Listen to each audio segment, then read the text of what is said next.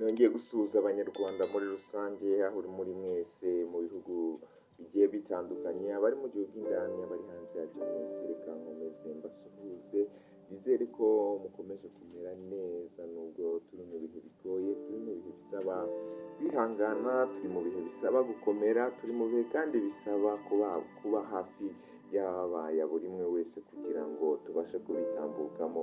Ibihe bitari byoroshye rero byo kwibuka jenoside yakorewe abatutsi mu 1994, aho bitari byoroshye cyane, byari ibintu bikomeye, ngira ngo abanyarwanda babiciyemo dukomeze tubabe hafi, tubafate mu mugongo, hari n'abacu benshi bagendeyemo kandi dukomeze kubunamira, tubereka icyubahiro ko kugeza n'uyu munsi tukibazirikana kandi tudateze kuzabibagirwa na gatoya.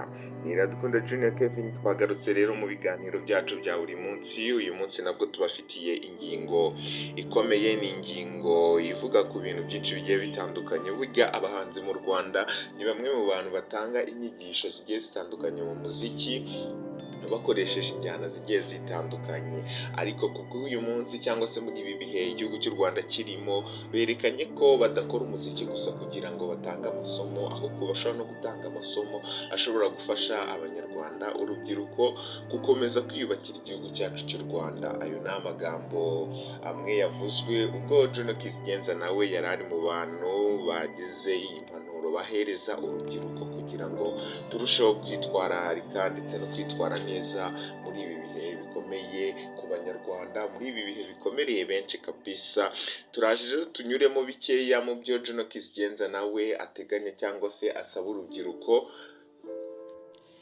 Uyu muhanzi w'imiziki akaba ari umwe mu byamamare bikomeye hano iwacu mu Rwanda, tumuzi mu ndirimbo nyinshi cyane zagiye zijya hiti hano iwacu mu gihugu, ariko yerekanye ko uyu munsi wa none nawe afite izindi mpanuro ashobora guhereza urubyiruko. Yagize ati Juno Kizigenza rero yakebuye urubyiruko rutumva uruhare rwarwo mu kubaka igihugu cy'u Rwanda.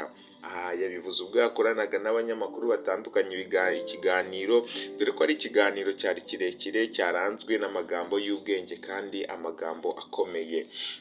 Juno Kizigenza rero muri iki gihe mu gihe isi yose n'u Rwanda by'umwihariko twibuka ku nshuro ya 30 jenoside yakorewe abatutsi mu 1994, Juno Kizigenza yibukije urubyiruko ko ari rwo rusabwa uruhare runini mu kugeza kure igihugu cyacu cy'u Rwanda.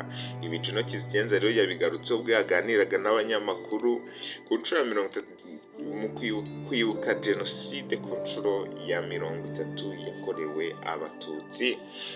Uyu muhanzi rero unakomeye cyane, uyu muhanzi ahamya ko kwibuka ari igikorwa cyo guha agaciro abantu bacu batambutse, abantu bacu babayeho muri biriya bihe, babayeho mu bihe bikomeye cyane, dukwiye kubunamira kandi tukabereka n'agaciro gahagije ko tukibitayeho. Byanga bikunda ni ibintu biba bitoroshye, ni ibintu biba bisaba ko dukomeza kuba hafi. Rero Juno Kizigenza nawe yakomeje yihanganisha n'abantu jenoside yakorewe abatutsi no kuba hafi y'imitima yabo, ibi bikomere abanyarwanda bafite muri rusange tukabafasha kubyomora, ni ibintu bitoroshye. Ku rundi ruhande yavuze ko jenoside yakorewe abatutsi rero yamusigiye isomo ry'uko urubyiruko rufite imbaraga zo gukora ibyiza n'ibibi, igisigaye ari amahitamo yarwo, kandi akabona ko uyu munsi wa none urubyiruko twagakwiye kugira amahitamo meza, tugahitamo gukora ibyiza, tugahitamo ibintu byiza ari byo byazamura igihugu cyacu ndetse bikaturinda n'amateka mabi ko yazasubira ukundi. Juno Kizigenza yakomeje atanga amasomo, yaje kugira ati nk'urubyiruko isomo nigiyemo ni uko urubyiruko rufite imbaraga zo gukora ibyiza n'ibibi. Nkurikije aho igihugu cyacu cyavuye n'aho kigeze aka kanya, urubyiruko twahisemo gukora ibyiza kandi niyo ntego. Ndabisabira buri wese kugira ibitekerezo byo guhitamo gukora ibyiza gusa. Ni amagambo yagiye amenyesha urubyiruko, ni amagambo yifuje ko urubyiruko rwayashyira mu mutwe kandi rukarushaho kuyumva. uyu muhanzi asanga nta na rimwe ukwiriye kugira urwitwazo rwo kuba atazi amateka ya jenoside yakorewe abatutsi kuko yigishwa mu mashuri, hari n'inzibutso zitandukanye ziyabitse, yewe bikaba n'amahirwe ko rufite abakuru babaye muri ayo mateka.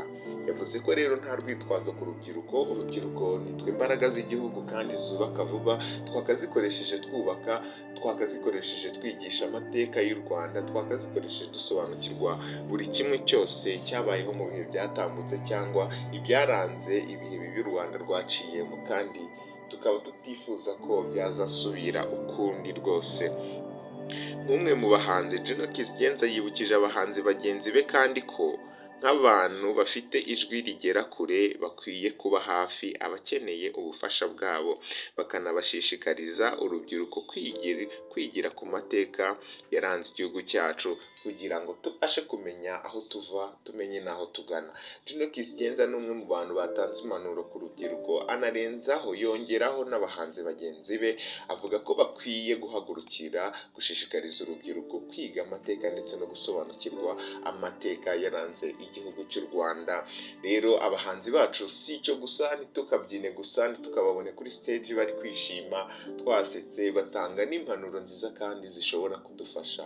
Rubyiruko dore badukebura umunsi ku munsi, nimureke dufate iya mbere yo guhitamo ibyiza, twiyubakire u Rwanda rwacu rwiza.